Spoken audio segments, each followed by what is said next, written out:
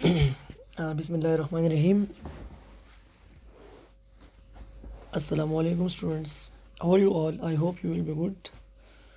So last week we have started new lesson air and atmosphere. So today we will continue it from the very place. It is just a overview of the previous topic.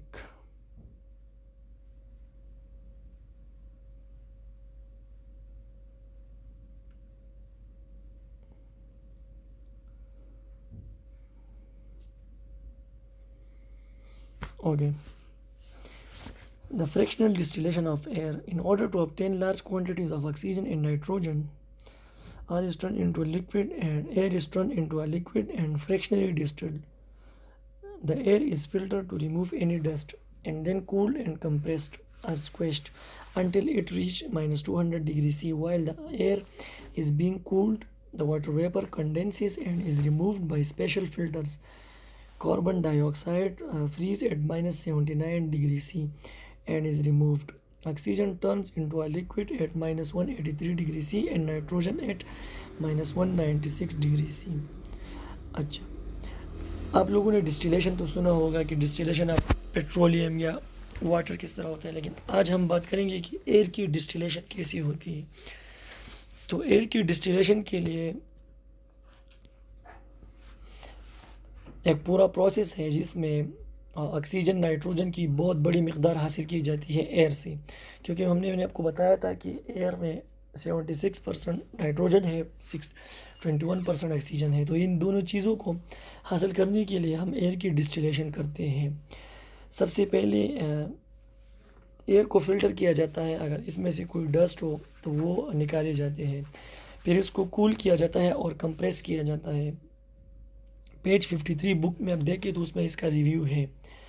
अच्छा, इसको तब तक ये compress करते हैं जब तक इसका टेम्परेचर माइनस 200 डिग्री सी ना बन जाए।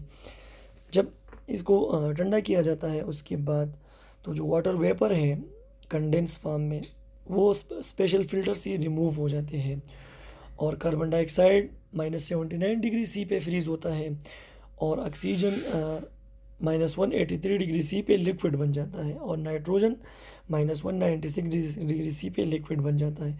तो इन तीनों गैसेस को इस तरीके से अलहदा किया जाता है और स्टोर किया जाता है। ये इसका एक प्रोसेस है जो बुक से ये पिक्चर मैंने ली है, आप देख सकते हैं। लेफ़्ट साइड पे ये ब्लू नज़र आ रहा है, इससे एयर है, इसको गुजारा जाता है, फिर ये कंप्रेस हो रहा है दरमियान में और इसके बाद जो टॉप पे है वो नाइट्रोजन है माइनस 196 डिग्री सी पे लिक्विड फॉर्म में, फिर ऑक्सीजन है माइनस 183 डिग्री सी में। तो इन दोनों पाइप से इसको हासिल किया जाता है।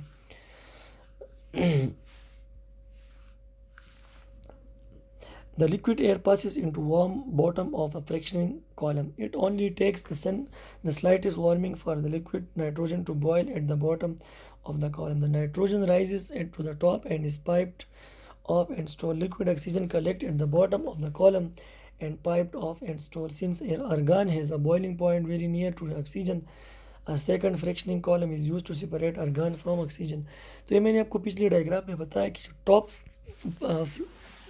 कंपार्टमेंट इसमें नाइट्रोजन एक्यूमुलेट हो जाता है और जो बॉटम कंपार्टमेंट है इसमें ऑक्सीजन एक्यूमुलेट हो जाता है और आर्गन का जो लेवल है टेम्परेचर लेवल वो भी ऑक्सीजन के करीब है, तो उसके लिए सेपरेट पाइप लगाया जाता है और उसमें वो आर्गन को ऑक्सीजन से सेपरेट किया जाता है।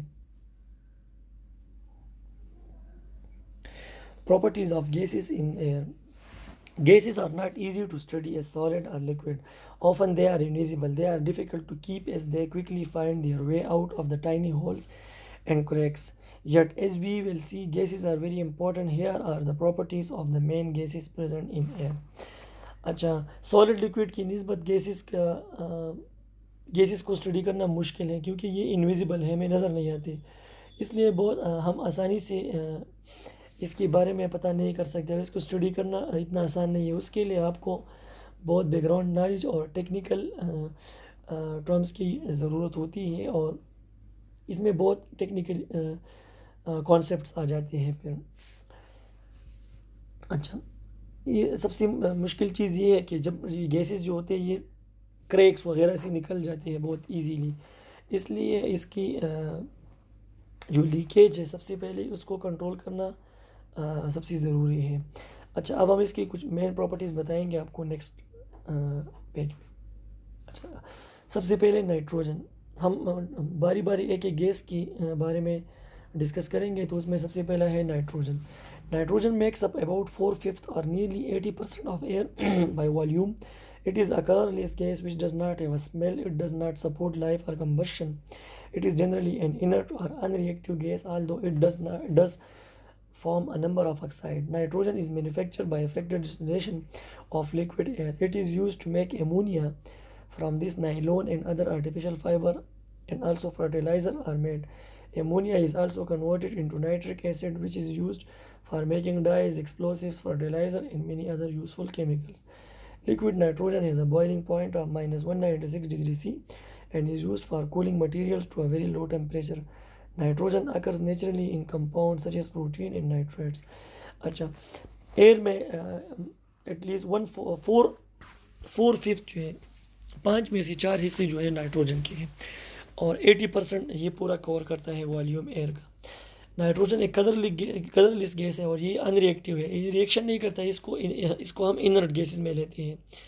इसका स्मेल भी नहीं होता और ये कंबशन वगैरह में भी कोई मदद नहीं फराहम करता। अलबत्ता नाइट्रोजन जो है, जैसे मैंने आपने पिछली क्लासेस में पढ़ा होगा, ये नाइट्रोजन फिक्सेशन जो होती है प्लांट्स के लिए, ये ज़मीन में, तो उसमें ये मदद करता है। दूसरा है कि जो लिक्विड नाइट्रोजन है उससे हम एमोनिया बनाते हैं और एमोनिया को फिर नाइट्रिक एसिड में कन्वर्ट करके इससे हम डाइज बनाते हैं, एक्सप्लोसिव्स और फर्टिलाइज़र, ये चीज़ें बनाते हैं। दूसरा, हम एमोनिया से आर्टिफिशियल फाइबर या नाइलॉन या दूसरी चीज़ें, ये भी हम नाइट्रोजन से ही बनाते हैं। नाइट्रोजन का जो टेम्परेचर हमने पिछले टॉपिक में डिस्कस किया कि -196 डिग्री C है, तो उसको हम कूलिंग पर्पस के लिए भी यूज़ करते हैं।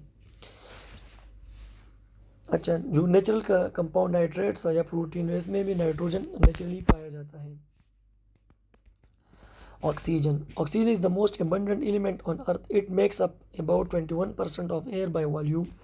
The earth also has an ozone layer. Ozone is a form of oxygen which has the formula of O instead of the O, which is the oxygen in the air we breathe. Oxygen occur in water and is also an important part of the material which makes up earth crust. Sand, for example, is silicon oxide. Oxygen is colorless gas which does not have a smell. It is slightly denser than air and is slightly soluble in water. Oxygen is manufactured by fractional distillation of liquid air. अच्छा, दुनिया में सबसे ज़्यादा पाई जाने वाला gas oxygen है। ये बहुत बड़ी मिकदार में अवेलेबल है और जो एयर का वॉल्यूम है इसमें 21% ऑक्सीजन है। ओजोन लेयर है ऑक्सीजन से बना है, इसका फार्मूला O3 है, O नहीं है। इसमें 3 ऑक्सीजन मॉलिक्यूल्स कंबाइन करके ओजोन लेयर बनाते हैं। अच्छा, जिस ऑक्सीजन से हम सांस लेते हैं ये एटमॉस्फेयर में बहुत बड़ी मिकदार में अवेलेबल है। अच्छा, अर्थ क्रस्ट में ज़्यादा मिकदार ऑक्सीजन की है, जो इसका लेयर है क्रस्ट का। अच्छा, अगर हम सैंड की एग्जांपल लेते हैं, रेत की, तो रेत सिलिकॉन डाइऑक्साइड से बना है। सिलिकॉन के साथ ऑक्सीजन कंबाइन हो गया है तो इससे रेत बनी है। ऑक्सीजन एक कलरलेस गैस है और ये पानी में सॉल्युबल है लेकिन ज़्यादा नहीं। और ऑक्सीजन को हम फ्रैक्शनल डिस्टिलेशन में बनाते हैं, जो हमने पिछले टॉपिक में एक्सप्लेन किया ऑलरेडी। पिछले टॉपिक में हमने इसे एक्सप्लेन किया। अच्छा, it is also used in manufacturing of steel, in oxyacetylene cutting and welding of metals, and in breathing apparatus for diving, firefighting, and hospitals. It is also used as a fuel in rockets. In the laboratory, you can tell that a gas is oxygen because it will make a glowing wooden splint burst into a flame. Oxygen is very reactive and is involved in many important processes. अच्छा, ये हम उसको continue करेंगे कि oxygen को हम manufacturing, steel की जो मैन्युफैक्चरिंग होती है उसमें भी इस्तेमाल करते हैं, या ऑक्सी एसिटाइलिन कटिंग जो है, या वेल्डिंग मटेरियल जिससे ये पाइप वगैरह काटते हैं या वेल्ड करते हैं, उसमें भी ऑक्सीजन यूज़ होता है।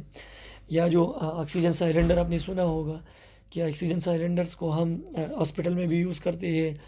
जो आपने पम्प्स वगैरह में देखे होंगे सिलेंडर्स जो पानी में तैरते हैं, जो गोताखोर होते हैं, वो भी जो सिलेंडर्स यूज़ करते हैं उसमें भी ऑक्सीजन होता है उसमें।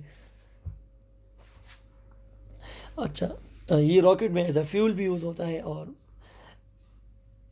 ये बहुत रिएक्टिव है और बहुत सी इम्पोर्टेंट प्रोसेस में ऑक्सीजन इस्तेमाल होता है। अच्छा, अब इसकी कुछ फीचर्स हैं और rusting is a form of iron oxide which is form from iron oxygen and water. Rusting हमने पिछले टॉपिक में पिछली लेसन में पढ़ा था कि जो जंग लग जाता है लोहे को, उसे रस्टिंग कहते हैं। तो रस्टिंग किस तरह बनता है, जब आयरन ऑक्साइड कम आयरन के साथ ऑक्सीजन कंबाइन हो जाता है, ऑक्सीजन और वाटर दो से रस्टिंग हो जाती है। Number 2, combustion.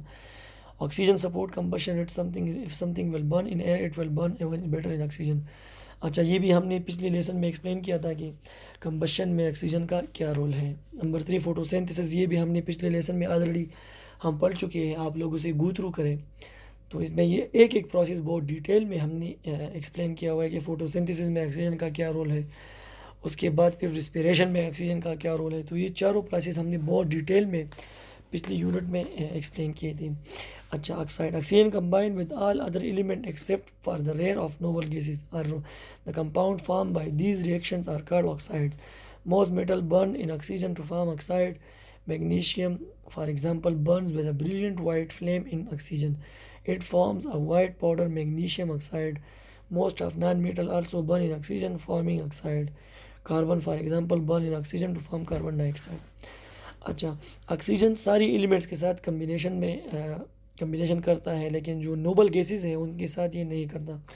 नोबल गैसेस अब पीरियडिक टेबल अब क्लास 9 में पढ़ेंगे, तो उसमें अब नोबल गैसेस के बारे में फिर पढ़ेंगे डिटेल में। अच्छा, अब ऑक्सीजन के कम्बिनेशन से जो कंपाउंड्स बनते हैं उनको आयरन ऑक्साइड कहते हैं, उनको सॉरी ऑक्साइड्स कहते हैं।